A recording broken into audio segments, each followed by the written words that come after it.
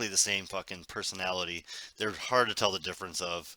I think Jen's face was a little more eye rollish, and she's a little more frustrated. I don't think she quite knew the frustration.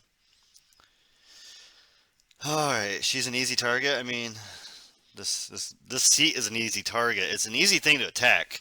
I don't know how the mainstream media has such a hard time asking questions. It's just so bad. All right, let's start with 12.5. We're gonna do 5:30 here, and shit.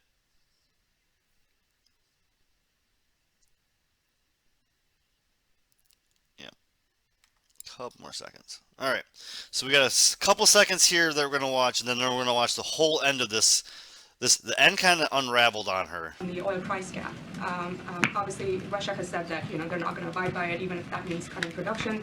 Ukraine is saying $60 is way too much. Russian oil blends are selling in Asian markets at $79 a barrel, which is like $20 higher per barrel, and which kind of shows that there's willingness to buy oil from Russia at that price. I mean, given all the work that is going in, how confident are you that this is going to actually have any impact at all on Moscow and President Putin's oil revenue? So a couple of things. You just asked me a couple of questions all at once, or made a couple of statements all at once. So when it comes to You asked me a couple questions all at once. I mean, you made a couple statements all at once. That was all I wanted to say. She is so frustrating. There was a better way to take that question. All right, now let's get to the actual heart of the day. 35 to the end.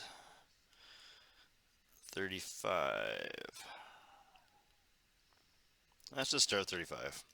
35 to the end. So we're going to get 15 minutes here, and then we got 12:07, we got 10 minutes. 12:08, we got 10 minutes. And I didn't watch any of 12:09. So many press briefings this week. She was just busy. Of incoming Lula's administration for face-to-face engagement. That's nothing new. We've talked about that, and we at high levels, so that we can hit the ground running once President-elect Lula becomes president in January. So this is something that we have been very clear about, very transparent about. Again, as I just stated, we want to hit the ground running with that relationship, that important bilateral relationship that we have with Brazil. And did the White House decide who you guys sending to the inauguration? It's going to be the vice president. The delegation. No, I'm definitely convinced that the sign language person is based on facial expressions. Like they're reading her face more than anything, because her face expressions are fantastic. Like there's been so many times that I've paused it and just been so happy with myself. The delegation. Who's going to be leading the delegation? We'll have more to share on what that makeup of the delegation might look like. I don't have anything to share for you at this time. Okay. Thank you. The administration said they're going to refill the Strategic Petroleum Reserve under $70 a barrel. The Russian price cap went into effect today, $60 a barrel. Is the president considering putting Russian oil in the Strategic Petroleum Reserve? No, because it's been banned. Okay. What about in Arizona? I just want to ask you, he's going to that chips factory. Any plans in Arizona to go to the border and see for the situation for himself there? So look, I want to be very clear here. The president's trips tomorrow is about the American manufacturing boom. We're seeing. Oh, man. Let me be very clear here. We do our agenda. We don't go outside of our agenda. The old man is pushing it as it is. All across the country, thanks to, again, his economic policies. Again, more than we have seen in his almost 2-year term. More than 700,000 jobs, manufacturing jobs, that have been created just here alone in the United States. So he'll be visiting at TSMC, a company making a major investment to manufacturing cutting-edge chips in Phoenix. This investment will bring new jobs and economic opportunity to Arizona, very important to the people in Arizona. And it's in large part thanks to the Chips and Science Act the president signed into law. And a historic, let's not forget, a bipartisan piece of legislation. And look, we should be able to reach a bipartisan agreement on immigration too. And she forgot what the issue is. She was just trying to brag. Oh, I love it. I'm high and I would have done the same thing, but she's on top of her fucking game. Oh my God, you were loud. Okay, the cat wants in. Hold on. Oh no, what just happened? Oh my God, that cat is so loud. Hold on. That's what we're calling for, right? We're asking for Republican officials to come and work with us, and let's have a bipartisan agreement on immigration instead of doing political stunts, instead of doing what they're doing, going to the border, not actually coming up with any real ideas about that. That's where I will leave it. That's what the president is doing tomorrow. He's going to go to Arizona to talk about an important initiative that's going to change Americans' lives, specifically in Arizona. Just a follow-up on every question. If the president is not going to make time to visit the border during his trip tomorrow to a border state, will he do it in New Year? Look, I addressed this last week about the president visiting the border. I'm not going to go beyond what I just laid out. I think, and we believe, the question again, as I was just answering to your colleague in the back, is that what are congressional Republicans going to do to actually deal with this issue? Everything she says is, yes, like, it'd be such a dick thing for them to do. And they're not exactly denying it. I mean, they deny it, but it sounds so horrible out of her mouth. Oh, what a dick thing to do. Instead of doing political stunts, many of the political stunts that hurt families, that hurt kids, that hurt children, right? That hurt people who are coming here to try to seek asylum, leaving a dictatorship. Instead of going to the border and talking about things that not going to actually deliver and keep our border safe, why don't they work with us? Why don't they actually do something? Why don't they actually help the president get the funding that he requested, historic funding, into the Department of Homeland Security? That's one way of doing that. But again, they're playing political games and doing political My stunts. voice hurts your ears? The reason I ask is just because the president had said previously that he hadn't had a lot of time to get to the border. He's going to a border state tomorrow, so you think maybe there would. So Fox News, like 3 days in a row, pushes them that, pushes him on. He hasn't been to the border. The one day she's like, he has been to the fucking border. She's been to the border. Why do you keep fucking shit? I mean, that's okay. So like, that's how I see it in my head. I always see it in my head way more reaction than they give. If they give a tiny bit of reaction, I see, yeah. If they like actually emote, they're just boom, boom, boom, boom, boom, boom, boom, boom, boom, boom. Like, that's how I see it. And I will enact. Yeah, fucking. This is the Fox lady. The Fox guy and the Fox lady are the most annoying, and I love watching them. It makes me something. Time there. If there isn't tomorrow, can you say at this point that he? What I'm saying is tomorrow he's going to actually focus on an issue, a bipartisan issue that was voted in Congress, the CHIPS and Science Act, something that is going to deliver for the people in Arizona, creating jobs and making people's lives better and making sure that we are bringing manufacturing back into the U.S. That is critically important. Now, what I'm saying, the second part of that to your question, if Republicans officials truly want to deal with immigration, they truly want to deal with the border, then they would stop doing political stunts and actually work with us on the plan that we have put forward, which they are not. Yeah, that was Viceroy, that is one of the things that drives me nuts. There's so many things that we could have done already, and then they try to talk about what we need to do to vote for the next election. We've been kicking the can down a dozen issues, and it is awful. We are horrible. And that's what we want to make very loud and clear. Blondes. There's ways to deal with this. Again, they can come and actually do this in a bipartisan way, just like we did with the CHIPS and Science Act. The trip is obviously to Phoenix, not to the border, not to Georgia, which is sort of a pressing issue for Democrats for the president. Have Democrats determined that a visit to Georgia would not help Senator Warnock's re-election bid? The president actually, and I actually already answered this, and I'll just repeat what I just said. Damn. The president, when She did that like 3 times this day. She just kept saying, I already answered this, but I'll do it again. And I love the way they do it to the Fox people, because you know they hate them. Like, they know they get the most crap from Fox from a Democratic president, so. I want to be very careful about talking about an election that's happening tomorrow because it's an election, and I'm covered on the Hatch Act, so I'm not going to comment on that specifically. But when we look back on the president's role during the midterm elections, he played a significant role for Democrats. It was because, again, I just answered this question, is because of the way he made the contrast with Republican officials, again, who wanted to who talked about putting Social Security and Medicare on the chopping block because they were upset about the Inflation Reduction Act, which is a historic piece of legislation that's going to lower costs for American families. Fucking Inflation Reduction Act. Okay, first of all, if you want to reduce inflation, take the money back from the people you gave it to for nothing. That's how you reduce inflation. Tax the rich, take the money back from the banks that you gave it to for free, and the businesses that you gave it to for free that didn't need it. That's how you get rid of inflation. Simple. That's what they were upset about, because we were saying we wanted to make sure big corporations pay their fair share and not put it on the little guy. And that's what they put forward. And the American people spoke really loud and clear. That's not what they want. They want us to continue to fight for their freedoms. They want us to continue to fight for democracy. And, that red wave never happened. They want to fight for the right to party. I thought she was going to go that way. She didn't. Oh my God. Fast Kareem, just real quick on Twitter, because you guys said you're keeping a close eye on Elon Musk's ownership, and it's the first time we've talked to you since you released the files a few days ago. Is it the White House view that decisions at Twitter were made appropriately in terms of decisions to censor this reporting ahead of the election? You mischaracterized actually what I actually said and took it out of context when you asked her a question. Look, when I answered the question, and I already addressed this about how the White House and the administration is seeing what's happening on Twitter. We follow also what's going on, just like you guys are reporting, just like you guys are seeing. And what I was commenting to is like, yes, we're seeing what is happening, just like you all are seeing what's happening with Twitter. So just want to clear that up, because you definitely mischaracterized what I said or put it out of context. And so can you ask your question again? Oh, that was my favorite part. I missed it. No, I got a wanky though. I'm fine. Kind of upset. That first crash, we had like 6 people and it crashed, and I know you guys were going to come back. Thank you so much for coming back again and again. Since it crashed twice, we could have had a nice handful of people. Instead, it keeps crashing. But rewind. You want to see it again? That was my favorite little bit. She's like, can you ask again?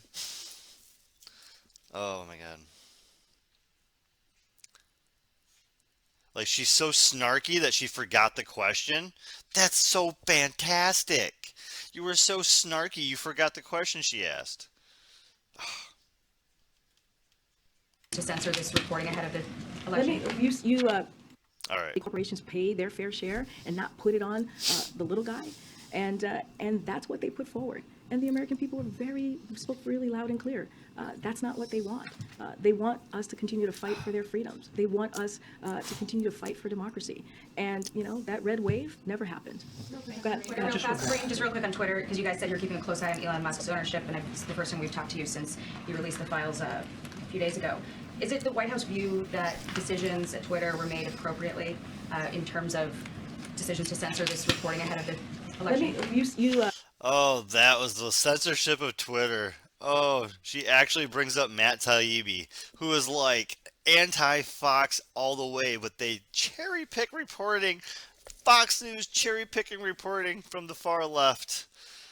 Thank you for cherry-picking the news from the far left, Fox News. We love you for it. We love you for it.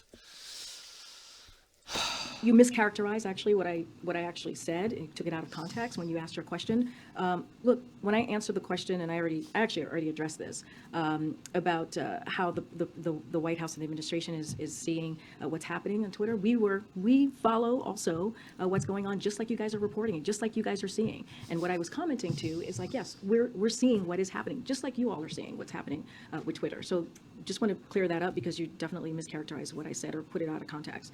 And so can you ask your question again? Yes, my question was that you had said, I think 6 or so days ago, that the White House was watching closely the situation at Twitter after Elon Musk's ownership of it with respect to misinformation. And because these files were released on the basis of, hack materials clause at Twitter, decisions were made to censor reporting leading up to the election. My question was, is it the White House view that these decisions were made appropriately in light of what has come out? Oh, Viceroy. You know that's sarcasm, right? They love the truckers. I mean, America almost jumped on board with it, The whole Democratic government jumped on board with the truckers. And the railroad workers, I can see our government getting all the way behind. We're putting them back to work. That's good for them. They don't want to miss work. Work is the only thing that matters. Which decisions? By whom? By Twitter. By Twitter on, okay. So look, we see this as an interesting or a coincidence, if I may, that he would so haphazardly, Twitter would so haphazardly push this distraction. That is a full of old news, if you think about it. And at the same time, Twitter is facing very real and very serious questions about the rising volume of anger, hate, and anti-Semitism on their platform, and how they're letting it happen. And, the president said last week, more leaders need to speak out and reject this. And it's very alarming and very dangerous. But our focus right now is helping the American families. I just talked about what the president's going to be doing in Arizona, talking about the Chips and Science Act, talking about how we're bringing manufacturing jobs back here to the U.S., talking about under this administration, more than 700,000 jobs have been created. Talking about you and me. Oh, that's Chef from South Park. I probably can't sing that. I get copyrighted. Simultaneous loving, baby. 2 or 3. Oh, she does that. She does that repeating thing a lot. And when you watch 4 hours of her in one day, you start doing it yourself. Like, oh my God. In manufacturing jobs, to be more specific. Look, what is happening, it's frankly, it's not healthy. It won't do anything to help a single American improve their lives. And so, look, this isn't, we see this as an interesting, coincidence, and it's a distraction. Kareem, just one more on the NDAA. Some members of Congress are talking about providing security assistance to Taiwan in the range of about $10 billion over 5 years. Does the White House have a position on that? And is there any concern that providing additional security assistance to Taiwan might act as an irritant in the relationship with China? So, look, not going to get ahead of the process as it relates to in Congress. She went to the school of Jen, that's for sure. She is definitely Jen's protege, because she just... Well, I don't know. We good? All right, next. And she does the same, like, at the end when people get... She's actually meaner at the end of these things than freaking Jen ever was. It's great. She just yells at people and tells them to or the NDAA. I'll say this more broadly. We continue to work with Congress on ways we can reinforce deterrence across the Taiwan Strait and build Taiwan's resilience in meaningful ways, including the self-defense capabilities. But again, I'm not going to get ahead of the process that we're currently seeing in Congress at this time. All right, everybody. Thanks, everybody. Oh, what do I... She's ready to just... Thanks, everybody. Bye. And then she's like, wait, what? Oh, what? Okay. Are you going to take a question on U.S.-Africa summit? Oh, and then the African guy who always gets shot down is yelling a question because she knows that she's supposed to have a video question or whatever, and she just pushes on through and doesn't even stop. Oh. Okay, I'll take that. Let me just do this, and I'll... Okay, we have a guest. I forgot. Okay, so we are pleased to have a local reporter from the Arizona Republic and Arizona Central join us in the briefing room today and ahead of the President's trip, as we've been talking about Arizona and the Chips and Science Act. His name is Ronald J. Henson. He is the paper's national political reporter and has been a member of their team for about 15 years. And Ron, thank you for joining us. Hello. Yeah, hi, thanks, Karine. As you know, the TSMC plant was announced in 2020, so wanted to know... No, yeah, that's manufacturing, the whole idea of manufacturing consent. You only get to a position like that because they only allow certain people with a certain mindset and a certain belief system. Like, so you have to have the mindset and you have to be sold out to their belief system to get to that position. A couple things. Number one... So yeah, not only do they think that they are right, always... or they're doing the right. If they're lying to you, they're doing it for they're good. Like, they're better than you and they're smarter than you. So just take what I have to give you. And oh my God. What should ordinary Americans expect that is attributable to the CHIPS Act? How soon should they be seeing the effects of that in Arizona or elsewhere? And also, in the long run, should the government be playing any greater role in providing more water resources to a place like Arizona in light of this water-intensive industry? So on your first question, Ronald, I would refer you to the Department of Commerce as... You had a video call in, and then the first question, you have to send them to somebody else? What the You seriously couldn't have vetted the question a little better so that he could call with something that you can actually answer? This is a video call in for him. What? Why? That's the most unprofessional. She forgot about it, and then she didn't know the questions. Like seriously? Timeline, they're working on this and they're playing point when it comes to the Chips and Science Act. On your final question, it's important that these facilities are built sustainably and in a way that Here's the question that I have an actual written answer to that I can read from. doesn't harm the environment of a region. We know that these chip fabs can be water intensive, but both TSMC and Intel have taken steps to reduce water usage at their facilities in Arizona. In the case of TSMC, they have planned on a site industrial water reclamation plant that will significantly reduce liquid discharge. Within the Biden administration, it is an issue we take very seriously, as evidenced by funding for Arizona drought resiliency resources, included in the Inflation Reduction Act, as you know, Ronald. And as these projects continue, state officials, local officials will need to take this issue seriously as they work with chip makers and build in their region. And so there you go, Ronald. Thank you so much for joining us on. There you go.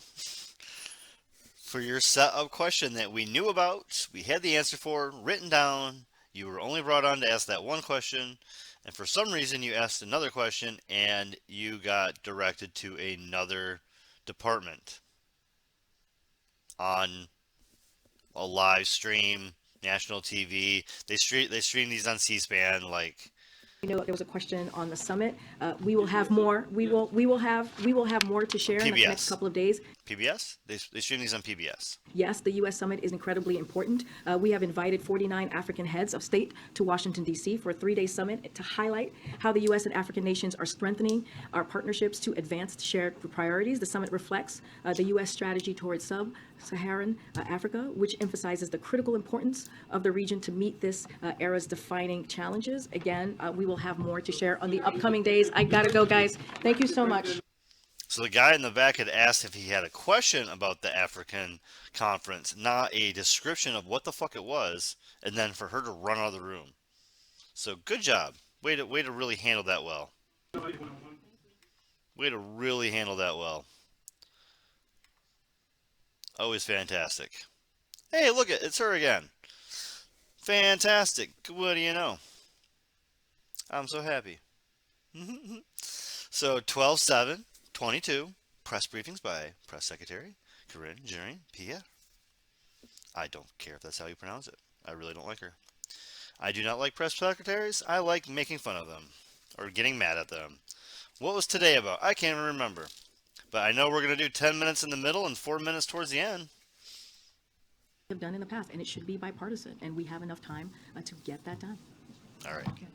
Thanks, Corinne. Is the White House following the events in Germany in which 25 members of the far-right group were detained for planning to overthrow the state? And is the U.S. offering any help or intelligence gathering on that? Yes, that random question about overthrowing a government in Germany.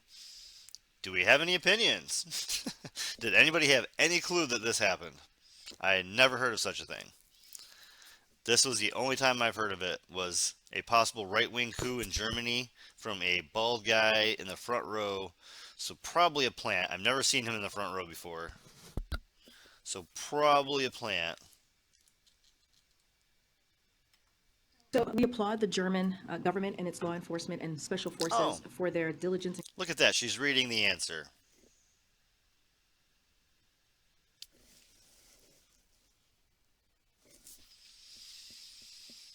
So obvious. Combating violent extremism and keeping their citizens safe and their government facilities secure. We would refer you to the German government specifically and law enforcement authorities for questions about the investigation specifically on that. We remain in close contact with our government counterparts and are standing by to assist if asked. Also on foreign policy, is the White House concerned about Belarus moving troops? Is there concern that might be the opening of another front in Russia's war against Ukraine? So look, Ooh, let me turn the page to another answer since you clearly read that fucking question.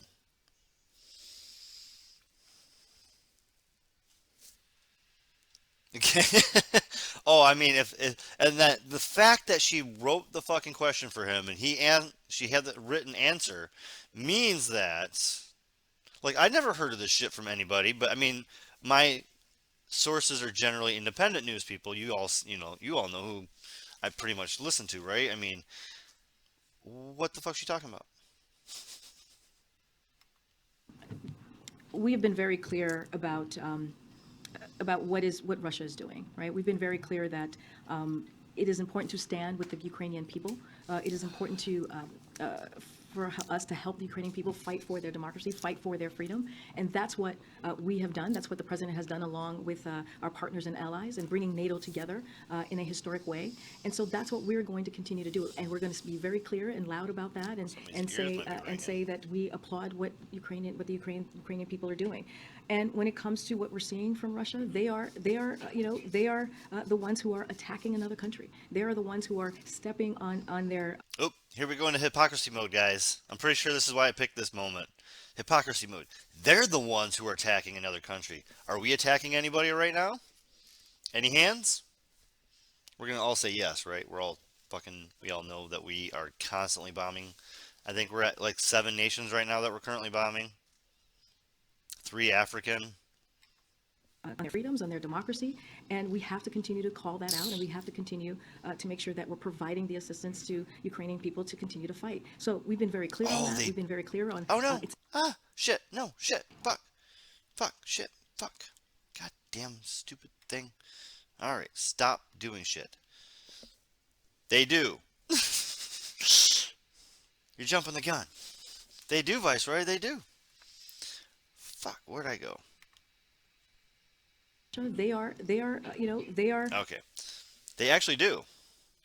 They actually do act. Shit, was that? That has to be this one. That has to be right now.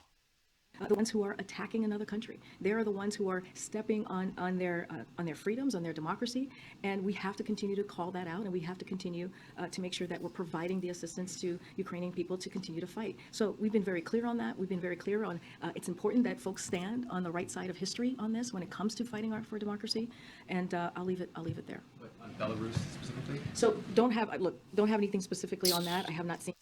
Yeah, that has to be like. That has to be right here. I think we're 4 minutes away, Viceroy, from them asking the Hunter Biden laptop question. I swear that was this day. Because the next day is all about fucking Brittany Griner. Oh, it's 100%. Like, every question for the entire time was all about her. It was so infuriating. It's like there's no other freaking news on the planet. And she just kept... It was just this... Oh my god, it was so bad. It was the worst hour of my life. It was so bad. It was all the same question, same answer, same question. Annoyed about the same answer, same question. Annoyed about the same answer. Like, it was so bad. I swear they talk about it, though. Belarus, it would not be surprising, as I remember you. I might be misremembering because I watched like 2 interviews and then 2 other clips that same day. I watched like 6 hours in one day, so you get a little spun when you watch that much in one day. Reported on Belarus very early on in this continuous war, but again, the president has been very clear. Like it is important to. And then 2 hours of other people streaming because that throws some love to other streamers. I watch Nikki and Non-Smoker every day nowadays, or most days nowadays. Stand with the Ukrainian people as they're fighting for their lives, as they're fighting for their democracy and their freedom, and being on that side of history is incredibly important.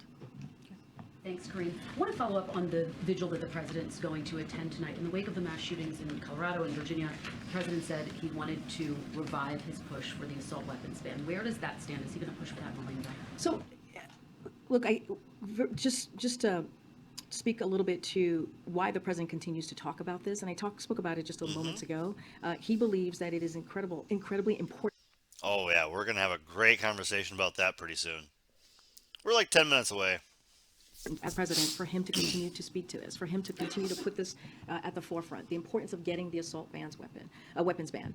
And so, and he is grateful for the bipartisanship that we saw just months ago on getting that gun reform to really fight gun violence, something that we hadn't seen in 30 years, but he believes we need to do more. And it's not just legislation, it's also the work that he has done throughout his administration. The president put out the Safer America Plan, which is a roadmap for additional actions needed to reduce gun crime. As part of that, the president continues to call call, again, for assault weapons ban to be passed by the Senate, and he believes that is one of the best actions we can take to reduce gun violence and save lives. And the president feels very strongly about that. And whether it's in the next... The president has been in the freaking Senate or Congress or whatever for 50 years. He's been in power for 50 years. If he wanted to do something, he could have pushed before now. 3 weeks or beyond, the president is not going to take his foot off the gas pedal on getting that done. Again, he's going to continue to talk about that. He's going to continue to make sure that it is a priority for his administration and be very clear with Congress on how important it is to move forward with this. When we saw the assault weapons ban in place 30 years ago in 1994, when the president was very much a big part of getting that done, we did see crimes go down as it relates to that particular bill. And once it's sunset, 10 years later, we saw an increase. So he's going to continue to fight for it. And I hear what you're saying in terms of the timing. I guess part of me is curious about the mechanism. I had a chance to interview incoming Congressman Maxwell Frost, who of course made it a key part of his platform to fight against gun violence. And he has called for a vote on the assault weapons ban in the Senate, saying, quote, "I think it's important to put it up for a vote even if it doesn't pass, because it gets people on record." And I wonder if the president shares that perspective, that it is worth putting it on the floor for a vote, even if we don't have enough votes. I understand what is being laid out and said to me. Look, the president believes that we need to get something done. That's what he wants. He wants to make sure.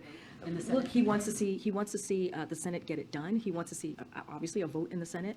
He wants to make sure. He wants to see the assault weapons ban get done, and he believes that is what's going to save the lives. He wants it done. Get it done. Done. Get done. He wants it to get done. He wants it to get done.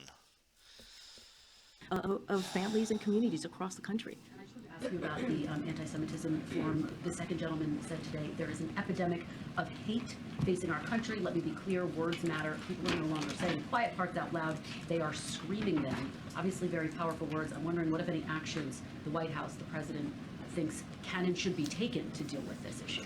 Look, the president has been very clear. I was talking to him about this earlier today, and look, he said what I've always said here is silence is complicity, right? And that is true. And we need to speak out against hate, bigotry, anti-Semitism, and Holocaust denial are disgusting and have no place in America, period. Let's not forget, in 2017, the president put forth an op-ed that talked about what he saw in Charlottesville and the hatred, the anti-Semitism that we saw, that you all reported on. And so he has been consistent on calling that out, talking about the soul of our nation, talking about. It's weird to say Charlottesville like it was a recent thing. There's been a shooting in Charlottesville since, like, in the last month. One of the shootings in November was in Charlottesville. Like, that's how recent we had a shooting in Charlottesville. And she just said Charlottesville about the racist thing that happened like 5 years ago. Dude, shit's happened in Charlottesville since. You can't. How important it is to really speak out against this type of hate that we're seeing. Given how critical it is to the president, why didn't he attend today? Why didn't he make remarks? Look, here's the thing that I want to be really clear about. Again, I just talked about 2017, how the president has been out front. He was out front as a former vice president. He put out, again, an op-ed being out front on this critical issue and what we were seeing, and someone lost their lives, right? Someone lost their life on that day. When he decided to run in 2019 to be president, he talked about the soul of a nation. He talked about the increase of hate and what he was seeing. And there's been many times at this podium, and many times this president himself has called out the bigotry, the anti-Semitism that we have been seeing, and he'll continue to do that. I talked about this, how important it is for the second gentleman because of his historic role and how he belongs to the Jewish community, and how important it was for him.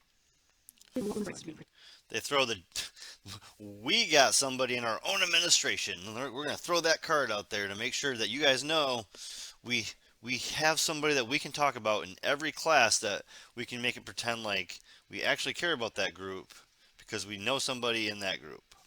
That's literally what they keep doing. Yeah, you can do something. So stop talking about it and do it. Okay. I'm pretty sure this is going to be our moment of clarity here, our moment of Zen. Just focus in. This is it. As well. One more on Twitter, Karine.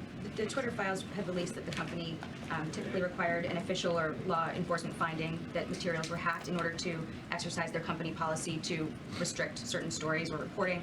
And the journalist who released the material noted that in this case, around the Hunter Biden laptop story, there was no official or law enforcement finding that appeared in the material that he was given. So my question to you is, did anyone from the Biden team communicate to Twitter that this material was from or this reporting stemmed from hacked materials? Are you talking about the campaign? It would have been the campaign or anyone around the family. Just wondering because in the Twitter files release and what Matt Taibbi said. Yeah, there's the Matt Taibbi drop. There we go. I gotta leave that shit up there. Matt Taibbi said. Hear it. She quoted Matt Taibbi. I was a day ahead of myself. See, I get the shit twisted. He noted that typically the company would require a law enforcement or official finding that something was hacked in order to exercise their hacked materials clause, and that he didn't see that in what had been given to him. So wondering if it was communicated even informally by someone around the president or the president's family or the campaign that this was hacked material or could have come from hacked material, given that there was so much concern, especially after the 2018 foreign interference situation, that could be something that we would see in that election. So I'm wondering if there was that communication there surrounding the Hunter Biden laptop story. So I can't speak to decisions made by the campaign from here. That is not, it is a political campaign, so I can't speak from that. Oh, she'll be in the room always forever. She's a Fox person. Well, she'll be in the room as long as she's cute. She's a Fox person. Can we get that straight? We know that, right? Everybody here knows that. As long as she stays cute, she can be a reporter in Fox. After she gets uncute, she might have to move to another network. Maybe Breitbart or AON or something. No, I think they kind of run the same program, don't they? Pretty much. Intelligence doesn't matter. You just need to look good on camera, and their shallow-ass viewers love it. From here, I'm covered by the Hatch Act, and so I'm just not going to comment on the question that you're asking me. But what I can say more broadly is, of course, it's up to these companies to make their own decision about the content on their platforms and to ensure content follows their own standards and policies. But I'm just not going to comment on a decision that was made during the campaign. I have two questions for you. Following the explosion near the border with Ukraine, Poland just accepted Germany's offer to deploy Patriot missile defense systems to eastern Poland. But initially, the Polish government said that Patriots should be delivered to Ukraine. So can you comment on the deployment? And I'm wondering if the president sees a need to transfer Patriots to Ukraine, either by NATO or the US, considering continued Russian attacks on civilian infrastructure in Ukraine. So to your first question, so we would leave it to Germany and Poland to speak about the specifics of what is being provided. That's for them, their own governments to speak to. As a general matter, we welcome allied efforts to bolster NATO's collective defenses.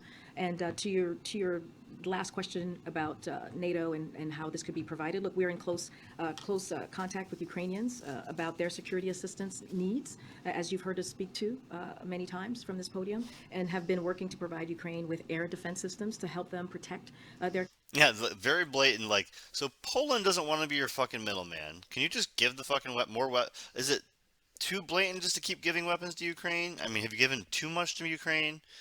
Is it too obvious that it's not working? But I don't have anything to preview for you today on that particular issue.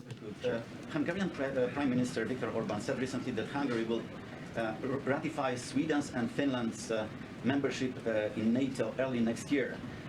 Does the president have any update from Turkey, which it looks like will be the only holdout?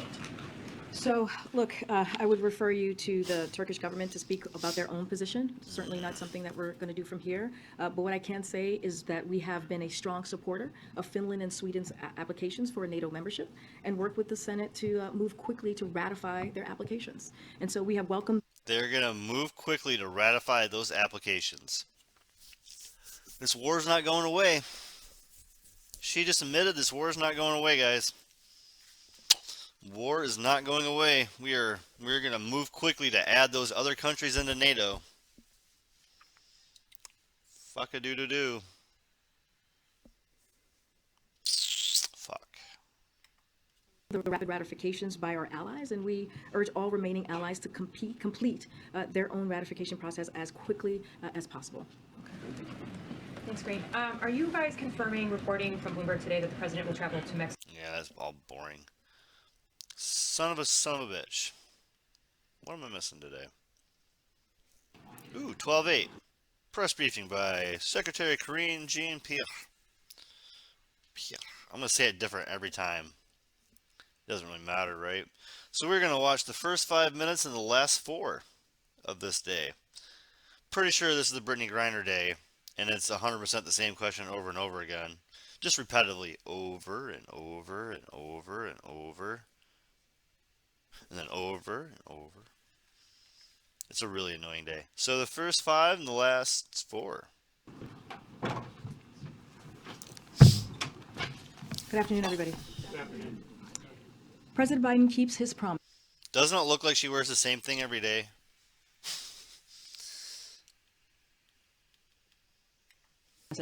And today, he fulfilled a deeply important promise to bring Brittany Griner home to a family that loves her, a team that misses her, and a country that has marveled at her strength and courage.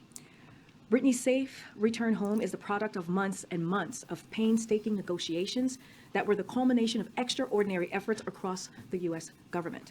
Officials from the White House, the State Department, and across the administration worked tirelessly and relentlessly to see this moment through. As the Secretary of State said publicly in July, we have been engaging in intense negotiations with Russia, pursuing many different avenues over the course of last 6 months to secure Brittany's release. And we know Brittany fought tirelessly too.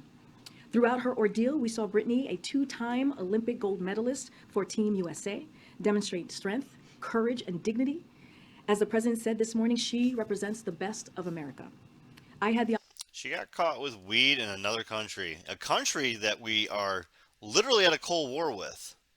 You got caught in a country that we're in a Cold War with cannabis. I don't fucking know. And you're a public figure, and you're a highlighted public figure, and you're fucking tall as shit, so you stand out.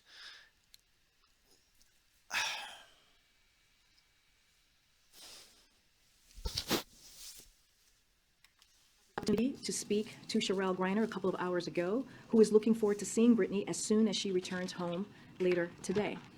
Sherelle, who herself has handled Brittany's detention with incredible strength, asked me to communicate once again her sincere gratitude to everyone in the administration and in their own broader support network who made this day possible. She also wanted to reinforce the commitment she and Brittany have made to stand up and speak out for other Americans wrongfully detained abroad. While we're celebrating Brittany's return home today, we have also continued to be in touch with the Whelan family, for whom this news brings mixed emotions. In recent weeks, it became clear that while Russians were willing to reach an agreement to secure Brittany's release, they continued to treat Paul Whelan differently given the nature of the totally illegitimate charges they have levied against Paul. Unfortunately, the choice became to either bring Brittany home or no one. As the president said this morning, he will never stop working to secure Paul's release and return home, and he will not give up. On a personal note, Brittany is more than an athlete, more than an Olympian. She is an important role model and inspiration to millions of Americans, particularly the LGBTQI plus Americans and women of color. She should never have been detained by Russia, and never should have been detained by Russia for the small amount of cannabis that she had. A concentrated, from what I know, she had this thing, right? Like, she had the cart, now granted, it's concentrate, but this makes it more illegal. So in America, this is a felony if you cross state lines with it, because it's a concentrate. It's a class 1 drug, concentrate. You cross from one illegal state to another illegal state, that's a felony. Your ass is going to jail for several years. Or a penal colony, as we call them in other countries. In another country, we call it a penal colony. Here we call it our prison system. Our prison system, more people get raped, more people die than fucking any prison system in a first world country. Any system in a first world country, we are number 1.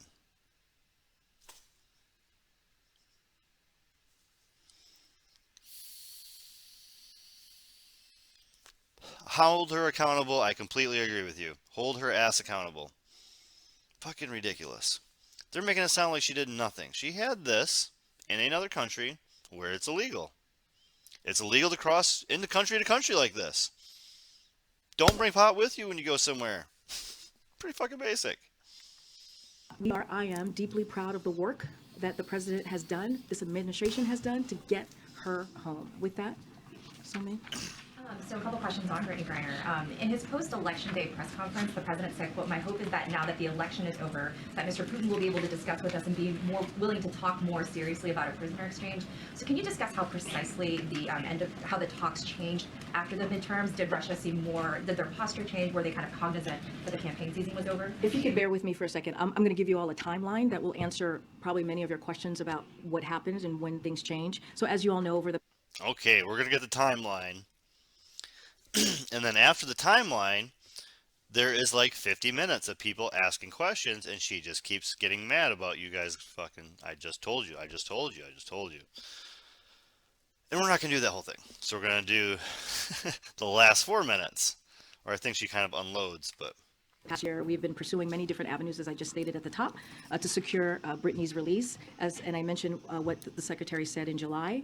But since that time, U.S. officials continue to press Russia publicly and privately to engage in good faith negotiations, pursuing a variety of different options. In recent weeks, though, it became clear that while the Russians were willing to reach an agreement to secure Brittany's release, they continue to treat Paul differently, as I just stated, with their totally illegitimate charge that they levied against Paul. In this last week, the president approved moving forward with releasing Victor Bout in exchange for bringing home Brittany. Yeah, like, would you fly from Texas to fucking Salt Lake City with pot? No, you wouldn't fucking fly from Salt Lake City to fucking Texas with pot. In America, you go to the states that it's legal and you get it in the state that it's legal. You don't even go to that state with it. What the fuck are you thinking? So no, you don't go to a freaking crazy red state with fucking pot, and you don't sure as fuck go to fucking another country. Especially one we're in a Cold War with, basically. Especially one that we're in a current war with, or proxy war with. Especially one that we're trying to start a nuclear war with. All stupid. All pretty dumb. Look at my thumb, you're fucking dumb. Over the last 48 hours, Brittany was moved from the penal colony where she was held in Russia. Penal colony? Penal colony? Our prison system is ridiculous, disgusting, and a joke. And horrible. And horrible, horrible, horrible. And disgustingly horrible. Penal colony. To Moscow and then flown to the UAE.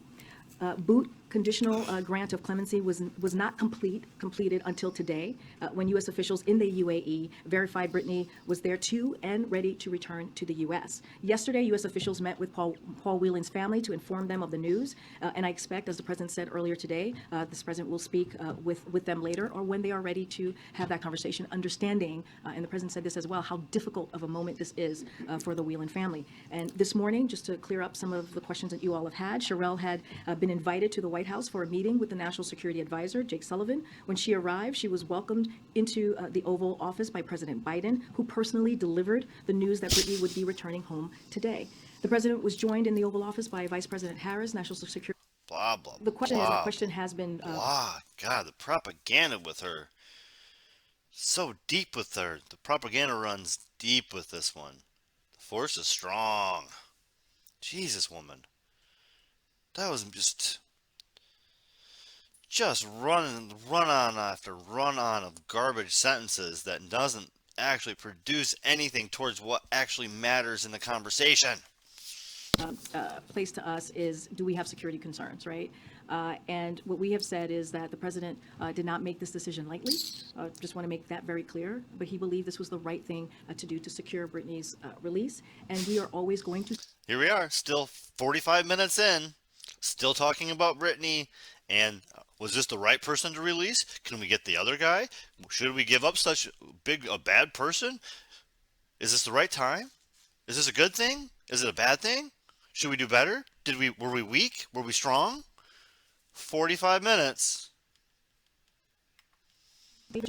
That is something, when it comes to our national security, that is something that the president... Nothing prying, nothing. Nobody brings up the fact that she actually took pot. Nobody even questions her jail time or that she committed a crime. Nobody questions why we are saying this guy that we gave back to the Russians who was trying to sell weapons is it criminal when we sell weapons to every fucking buddy? We give weapons to terrorists too. We give weapons to people who are trying to coup their governments. We give weapons to all sorts of types.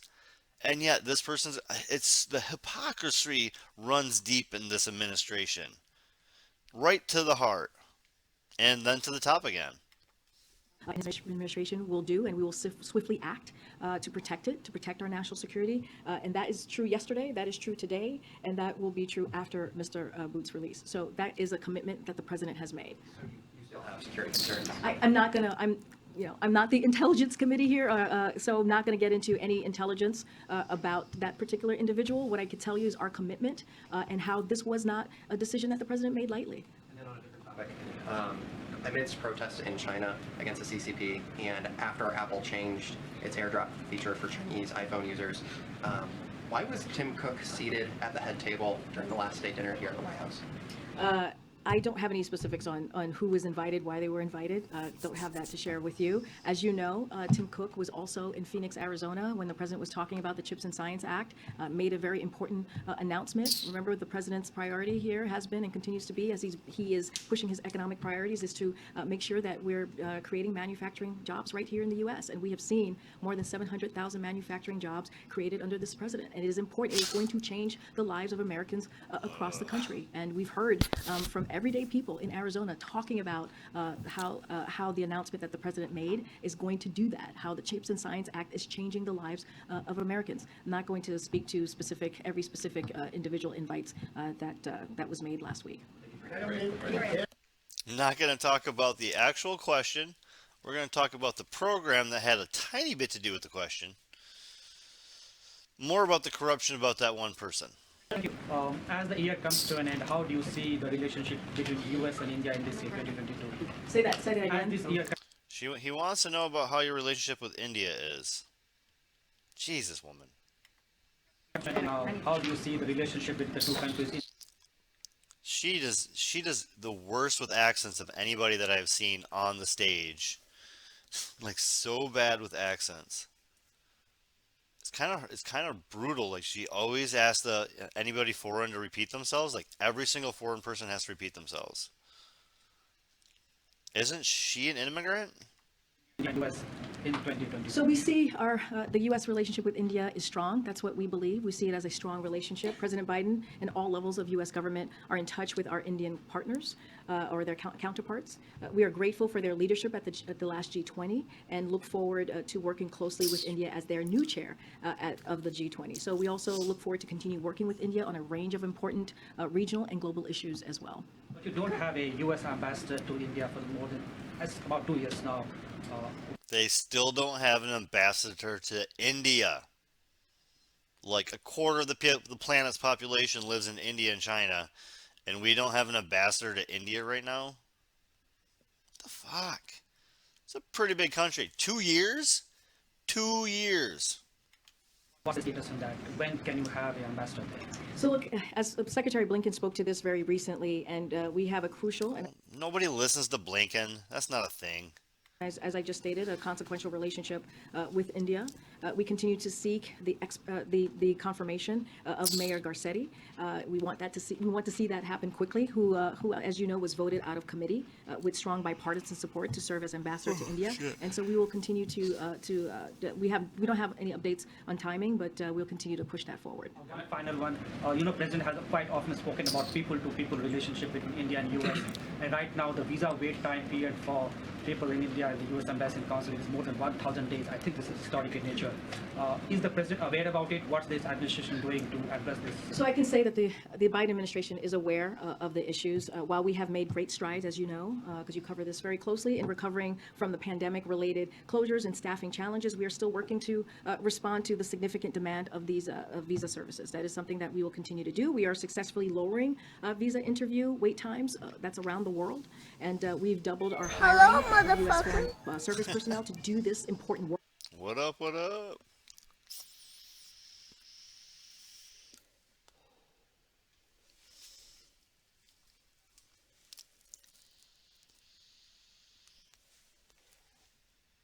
work. Visa processing is recovering faster than projected, and this year we expect to reach pre-pandemic processing levels. And any specifics or more about the visa process, I would refer you to the State Department on that. Go ahead. Can you take a question on the U.S.-Africa Summit? Can you take a question on the U.S.-Africa Summit? Hey, it's like the second day in a row he's trying to ask them the I don't know what the fuck are you talking about? Second day in a row he is asking a question about the African Summit. Second day in a row, everybody's looking back at her. A few people are looking back at him. You got several people with hands up, several people that still trying to get their questions in. I have to take a question on the U.S.-Africa Summit when the president is bringing 50 African leaders, the biggest gathering of leaders of his administration. Why is it hard for you to give me a question? It is not hard. I've answered. Would you let me answer the question, or are you going to? Okay. Okay. I'm trying to answer your question. Go ahead, sir. Go ahead. Okay. I just tried. You wouldn't let me. Go ahead. I just tried, and you would not let me, sir. So your colleague is going to ask a question. Go ahead. No, I literally just tried to answer your. I literally just tried. When is this from? This was 12/8/22. 12/8. And then, yeah, we're going through the whole week. So we did 12/5, 12/7, 12/8, and then today. Question? You shut me down. So now your colleague is going to. Okay. Thanks, everybody. I'll see you tomorrow. Oh, she yells at him, and then she slams her shit and walks out. It's so fucking funny. Question out of respect for America? Yep, done. Like she storms out so fast, the cameras can't even pan out fast enough. The cameras can't even pan out fast enough. It's fantastic. All right. It's so fantastic. So this person, Sam Sachs, used to do a few shows on RT, mostly like fill in and like panel stuff on RT. That was so bad, right? That was the worst. She just stormed out, got so mad, screaming, and then storms out. Oh, that. It's always that same guy too. He's just trying to get a question, and he only gets a question in like every 3 months. Like I don't even know why you let him in the room if you're not gonna let him talk. It's insane. All right, so Sam Sachs had a segment on Britney. It was pretty good. I don't know how much of this it is. I kind of heard it live while I was getting ready this morning, and you know, having my morning smoke stretch, little bowl, little yoga. So I heard this bit. I wanted to listen to it for a little bit to take a break from Corinne. She's a lot. And yeah, just one break though. And then we'll get right back to Corinne and finish her week up. Ugh, she's the worst. The worst. Just after 11 a.m. here on the East Coast in Washington, D.C., and this is that source for anti-capitalist news and analysis. Thanks for watching. I'm the host, Sam Sachs. Good morning to everyone. It's the Friday. All right, make sure if you check this out and like it, it's Means Morning News. Looks like he does it Friday mornings at 11 Eastern Standard Time, I guess. And it seemed pretty good. We'll check out last week's maybe on Sunday for extra time or something. Show and a happy anniversary to Starbucks Workers United, because it was 1 year ago today that the first cafe, one in Buffalo, voted to unionize. And since then, another 268 stores have gone union, despite an all-out war declared by the company against its employees. Here's to another year of racking up dubs.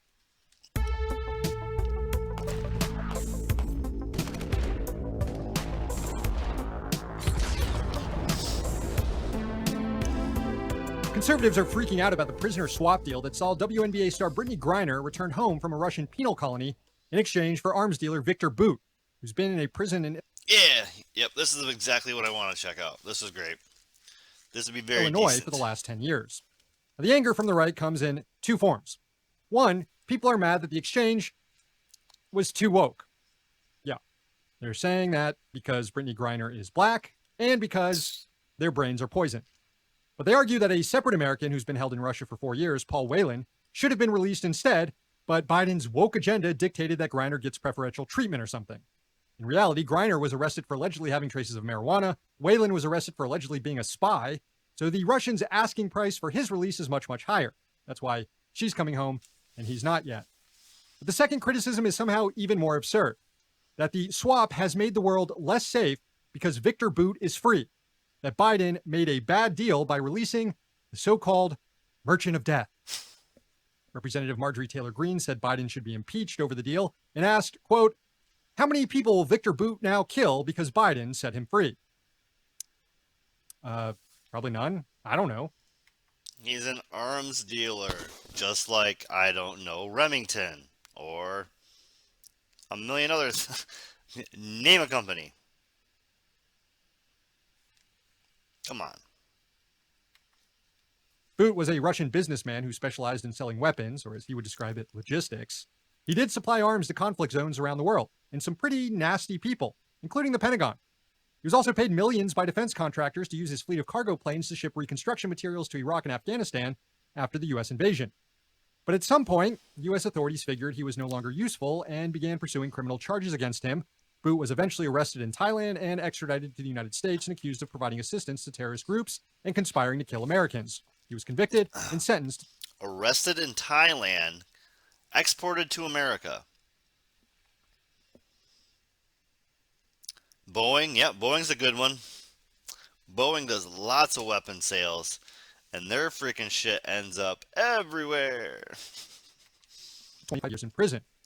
But if Bout... Isn't Boeing very much involved in the Yemen stranglehold and the Yemenis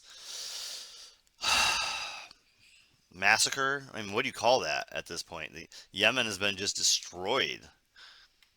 Is the merchant of death for trafficking weapons. What does that make the United States, which leads the world in trafficking weapons? And it's not even close either. Between 2017 and 2021, the U.S. accounted for nearly 40% of all weapons transfers around the world. The next highest country was Russia, but it only accounted for 10%. The U.S. sold weapons to more than 100 countries, roughly half the member states in the United Nations. 103 countries we sell weapons to.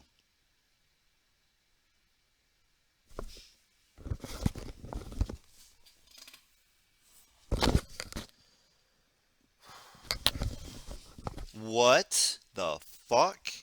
103 nations, or more than half of the member states of the United Nations. There's like 280 countries on the planet. We sell weapons to 103 of them. We are one of them. So that's 104 countries that get weapons. You don't think war is our fucking business? You don't think war is what America wants constantly? Jesus.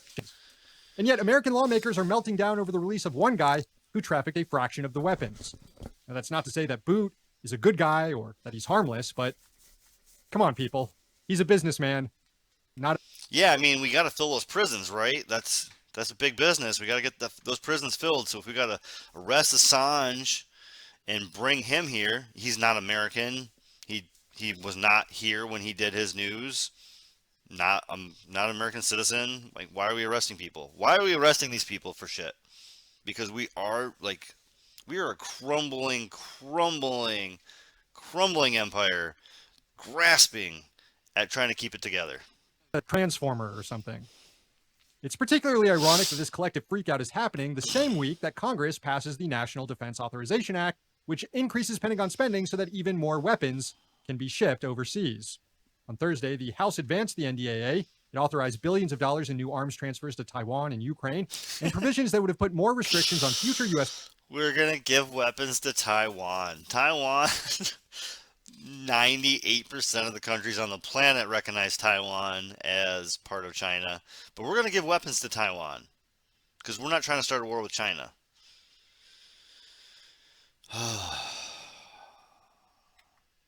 Weapons deals were stripped out of the legislation before final passage.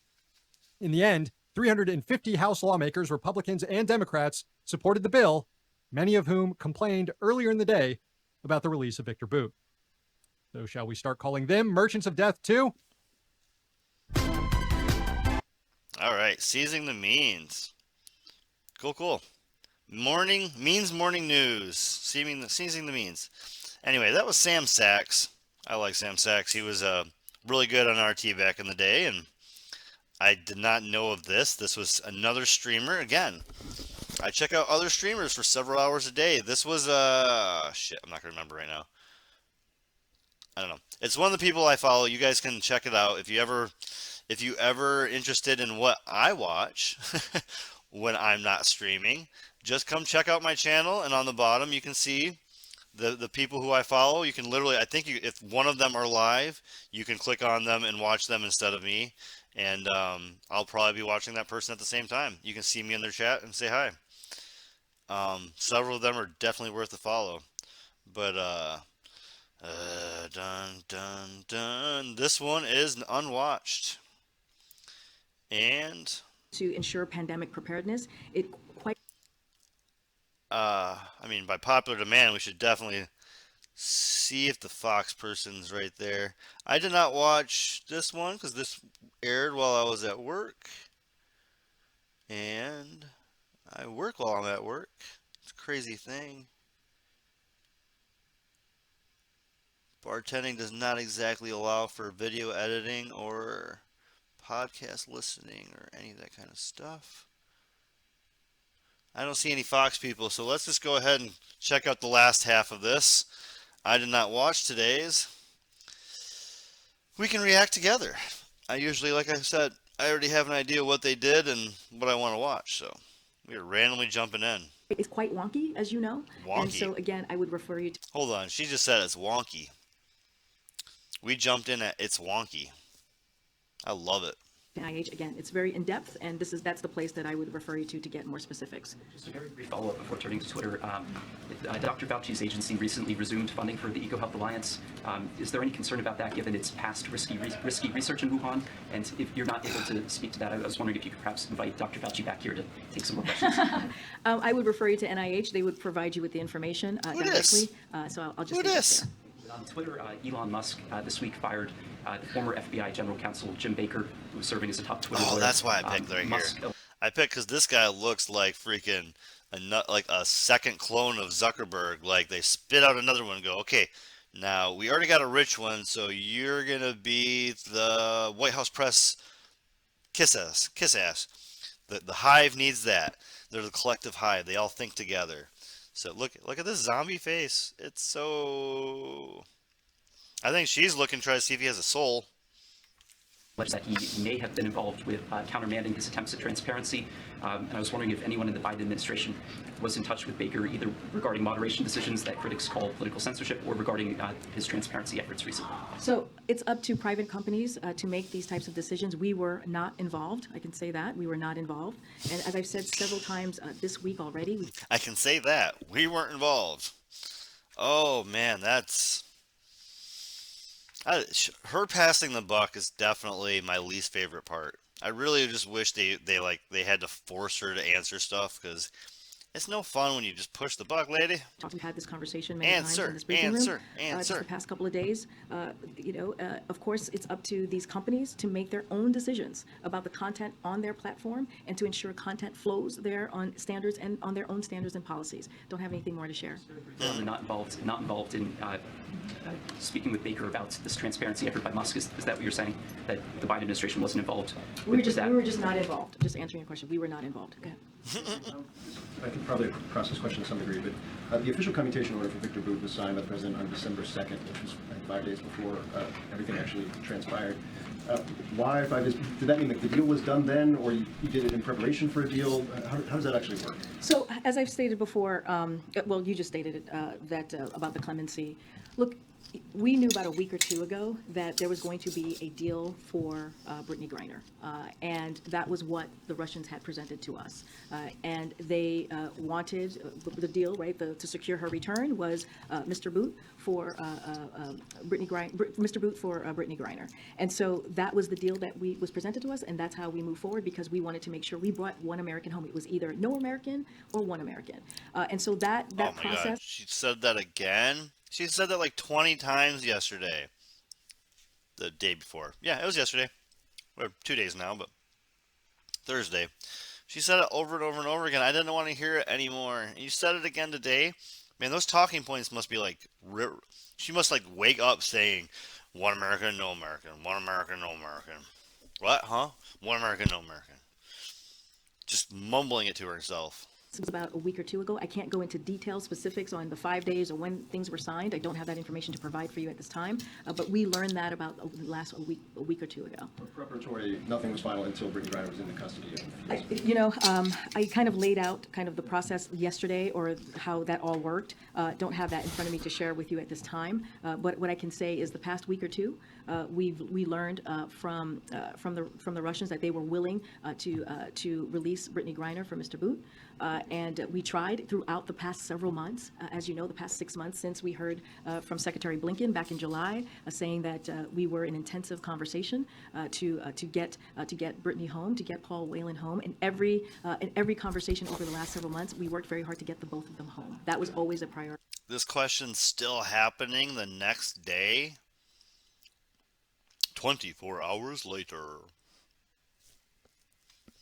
Jeez, oh, Pete. And again, it wasn't until very recently that we learned that they were only willing to make an arrangement for Brittany Griner, and Paul Whelan, as I've stated many times before, was just seen differently in an illegitimate way, and so the president wanted to make sure we brought an American home, and that's what we saw yesterday.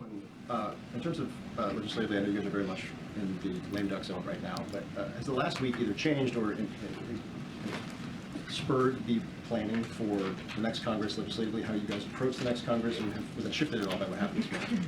What happened this morning? Yes. No, not at all. I mean, and that's the point that I'm trying to make here. You know, you have someone, Senator Sinema, who has, voted with the president 93% of the time on key, important, historic pieces of legislation. And I listed them out earlier. I'm not going to bore you by doing that again, but they were important pieces of legislation that you all covered and we've talked about in this briefing room. And so we do not see, we understand why she would want to register as an independent, but we do not see the Democratic majority changing with this decision that she's made. Okay. Just want to ask you on the oil price cap. So there's 20 oil-laden tankers now sort of stuck trying to get out of the Black Sea into the Turkish Straits. I know that Treasury officials have been in touch with Turkish officials on this. Are you looking at escalating that conversation, to a higher level? Are you frustrated with Turkey's reluctance to back away from this rule? Somebody's having a good time.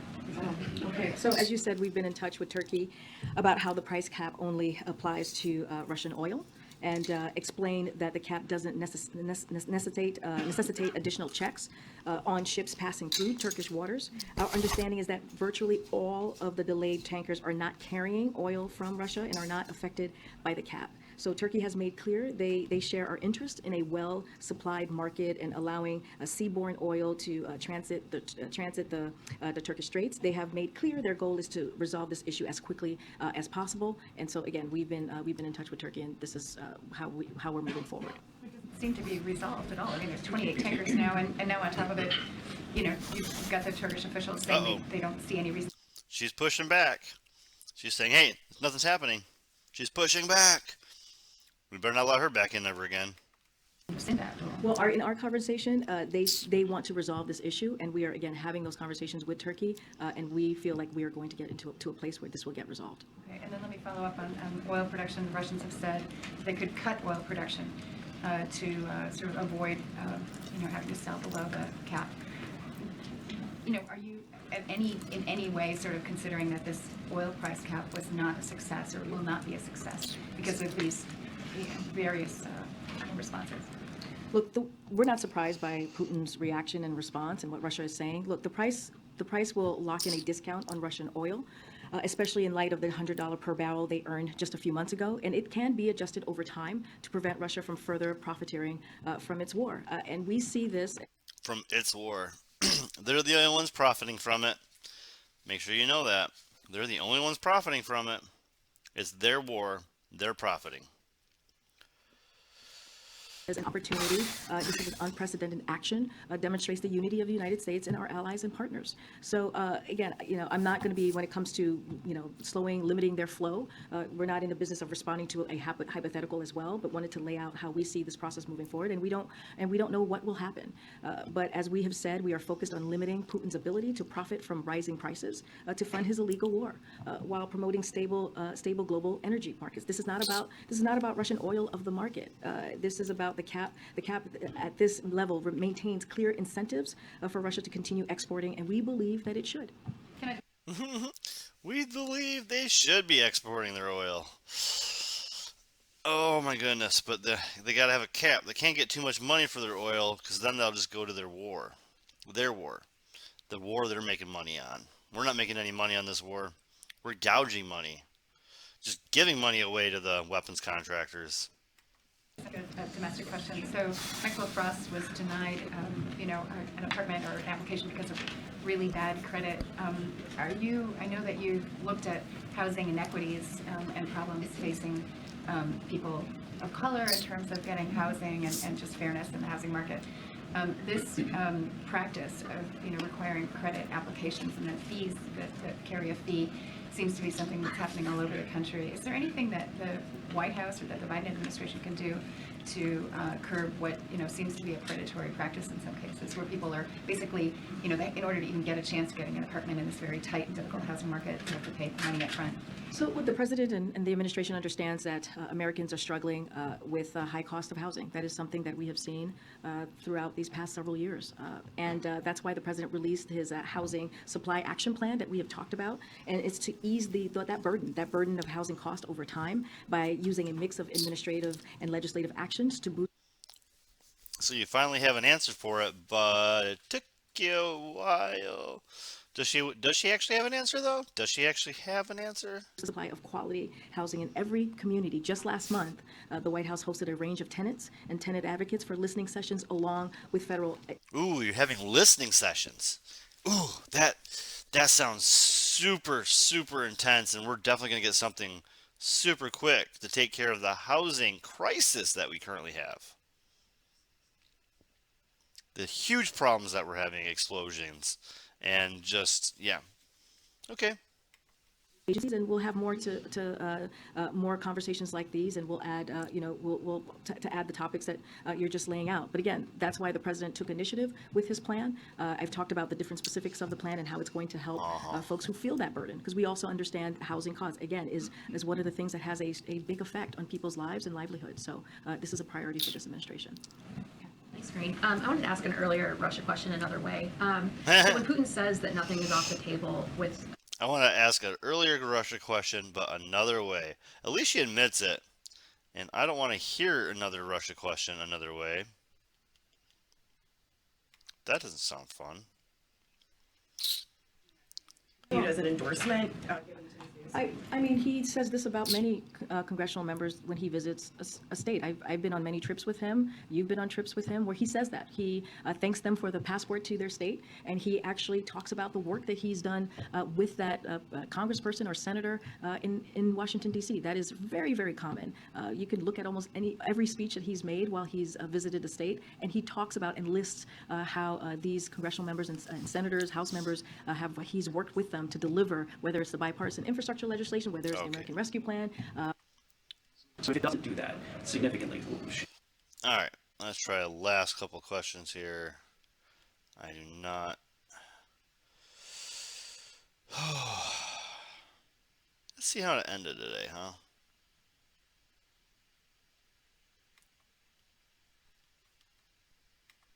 On American families, and so I will leave it there. Yeah, but you had said the inflation before the midterms. You told me that the Inflation Reduction Act should bring down inflation early next year.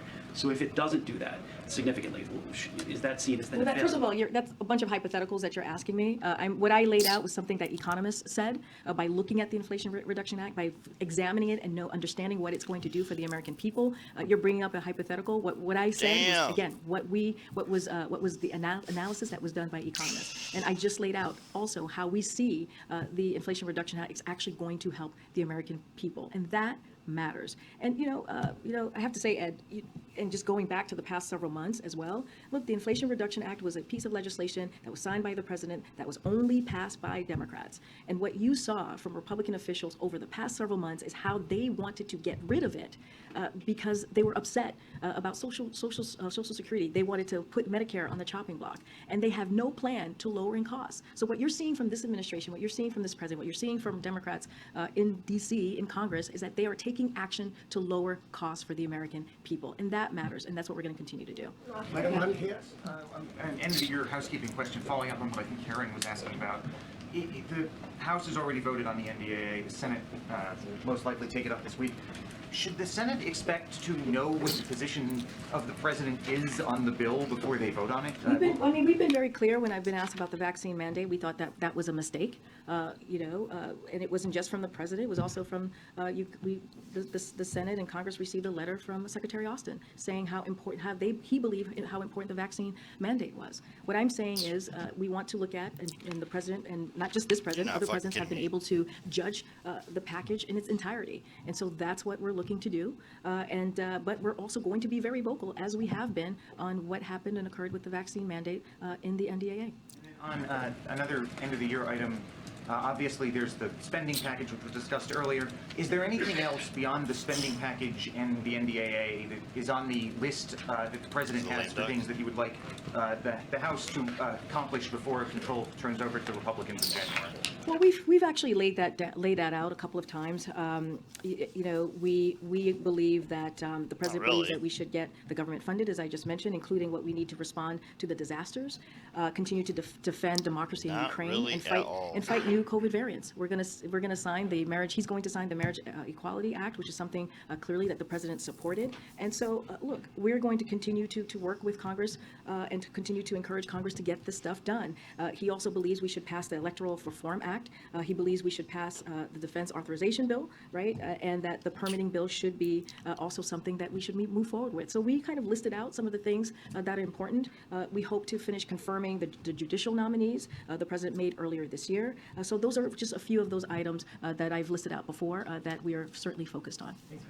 All right. Thanks, everybody. Have a great weekend. All right. I gave you a little bit. Bye-bye now. Wow. I don't drink. I don't drink.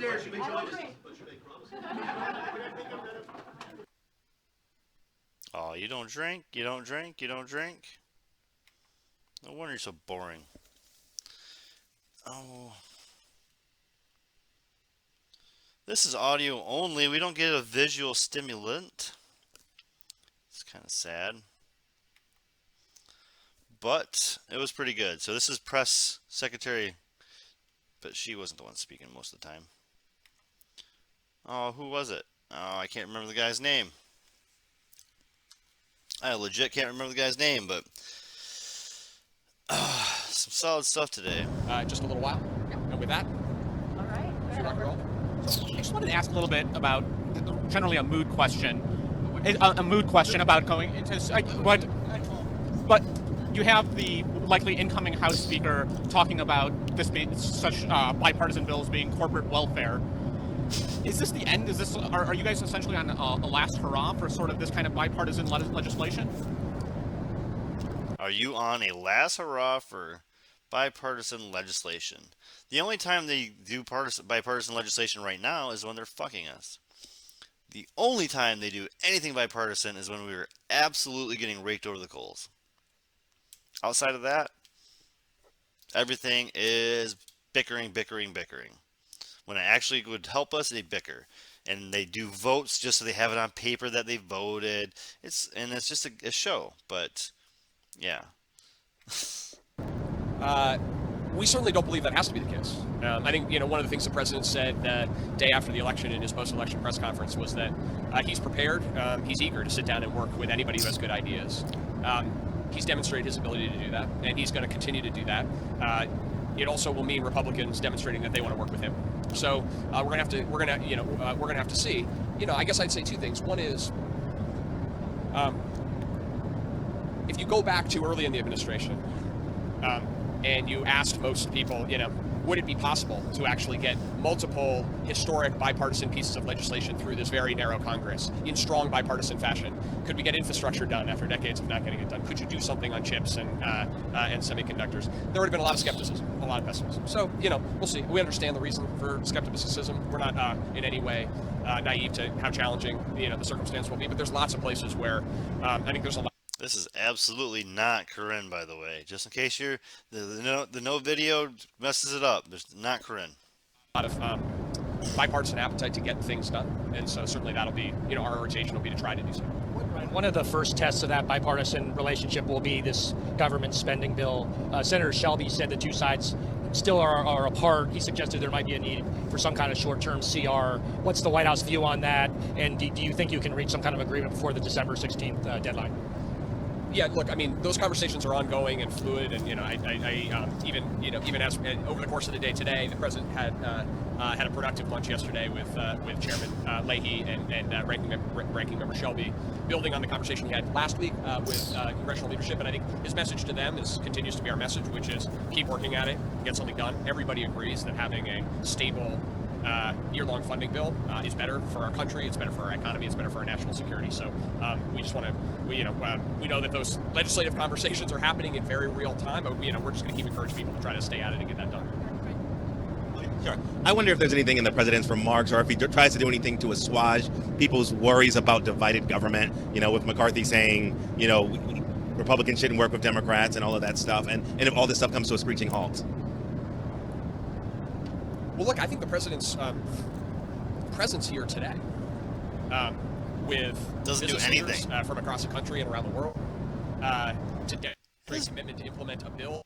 Presence in Arizona to push the CHIPS bill does nothing bipartisan in the votes, for bipartisanship. In the Senate, and will be bipartisan in the implementation. It just means this bill's to screw people. What is possible? Because bipartisan means they're getting screwed.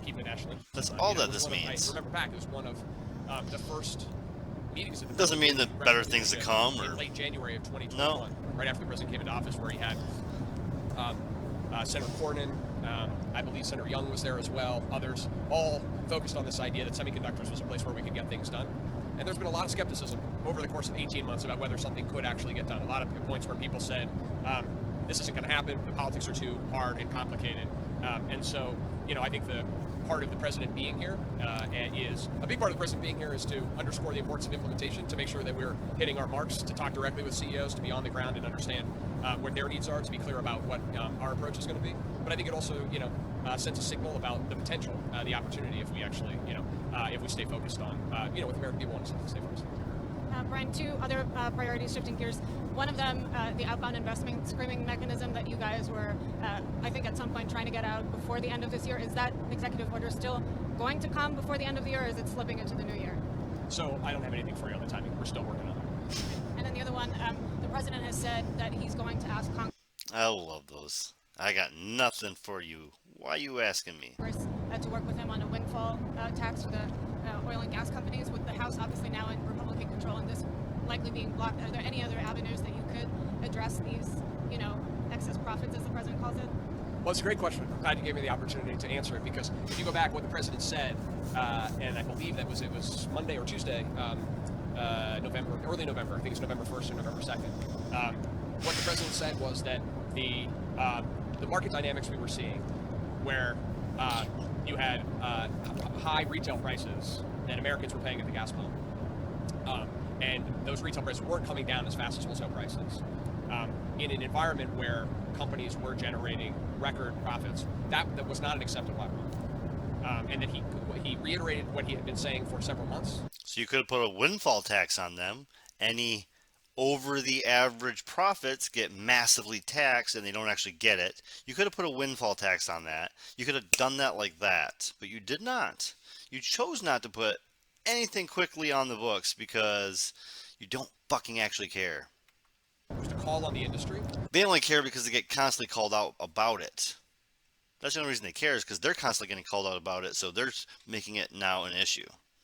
Action to try to lower prices, increase inventories, to try to give the American people a break and increase the energy security in the United States. And if we didn't see progress, then he was going to come back and work with Congress on appropriate solutions. That's what he said. And if you look, we're now just about a month later. The price of the pump has come down by 40 cents a gallon. The price of diesel is now on the cusp in the next couple of days. It's likely to fall below $5 a gallon. That'll be the first time since March that the price of diesel is down. The price of gas at the pump is now lower than it was any time in 2022. And we are starting to see that spread between wholesale prices, the prices that companies pay for the product, and the retail prices, what that we pay at the pump, closing as well. So that's progress, and ultimately, the president's ultimate focus is on making sure. Closing. It shouldn't be done. It should be, hey, you guys steal from us, you're done. Closing. The American people are getting a break. So I would note that progress. I would also say we continue to have conversations with members of Congress and the industry to make sure that we're looking at any and all appropriate measures, to include, for example, in the Northeast, where we've been very concerned about low levels of inventories. We've seen some progress on that over the course of the last couple of weeks, but we are paying very close attention to that. We'll continue to monitor. So it's been worked, and there's no more need for a windfall tax to work with Congress on that? No, I guess what I would say is that the president has been consistent over the course of the last set of months. Hey, she mentioned the windfall tax. It's so basic and obvious to say. In Britain, in Europe, they're all screaming that we need the windfall tax, and we're all like, what, huh? He is encouraging, and what he wants to see, which is that the American people pay lower prices when the prices come down, and that we make sure that we've got enough resilience in our own energy system that we don't expose the American people to price shocks or supply shortages. That will continue to be our case, and we've made, over the course of the last month, we've made some progress on this. I have a question about layoffs in the tech industry. I know you guys consistently say that you don't see a recession happening now or potentially not in the next several months, but a reason that a lot of these companies are giving is because of the uncertain global economic outlook.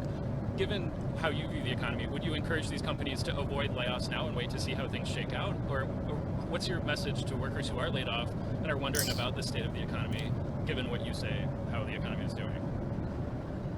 So,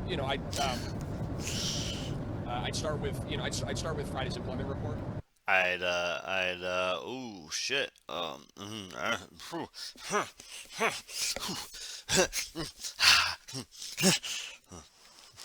So that was for the month of November, and we saw continued sort of resilience in the labor market. 263,000 jobs created in the month, and we've been in a historically unique period in the post-pandemic period, but it's worth just orienting. If you go back the decade prior to the pandemic hitting, so post-Great Financial Crisis in that decade, over the course of that whole decade, average monthly job growth was 160,000.